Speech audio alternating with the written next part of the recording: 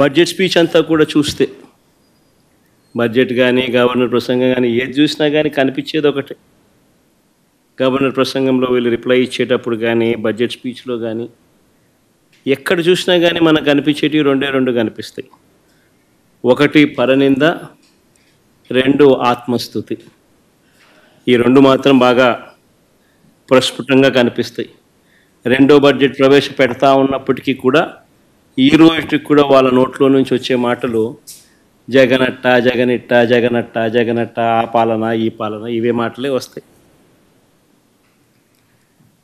కానీ ఎన్నికలప్పుడు వాళ్ళు ఇచ్చిన మాటల విషయం ఏమిటి, ఎన్నికలప్పుడు వాళ్ళు ఇచ్చిన హామీల విషయానికి ఏమిటి, వాటికి సంబంధించి ఏం చెప్తున్నారు, ఆ సూపర్ 6 ఆ సూపర్ 7 విషయాలు ఏమిటి, ఆ మేనిఫెస్టోలో మీరు 143 హామీలను ఇచ్చారు, ఆ 143 హామీల పరిస్థితి ఏమిటి అని చెప్పి అడిగితే మాత్రం వాళ్ళ నోట్లలో నుంచి ఏ ఒక్కరి నోట్లో నుంచి కూడా సమాధానాలు కూడా సరిగ్గా రావు. ఏది చెప్పినా అబద్ధం, ఏది చెప్పినా మోసం. ఎన్నికలప్పుడేమో సూపర్ 6 అన్నారు, సూపర్ 7 అన్నారు, ఏకంగా ఒక మేనిఫెస్టో రిలీజ్ చేశారు.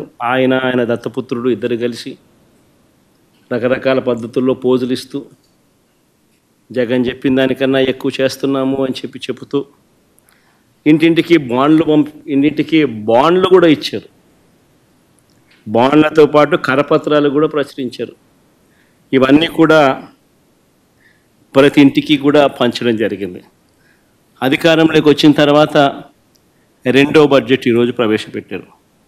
మొదటి ఏడాది అయితే టోటల్గా కేటాయింపులు చూస్తేనే అరకొర, అది కూడా బడ్జెట్ వరకే.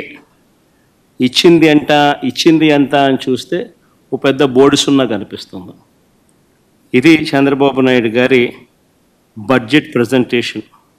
ఇక రెండో ఏడాది బడ్జెట్ కూడా ఇంచుమించు అదే పోలికలే కనిపిస్తూ ఉన్నాయి.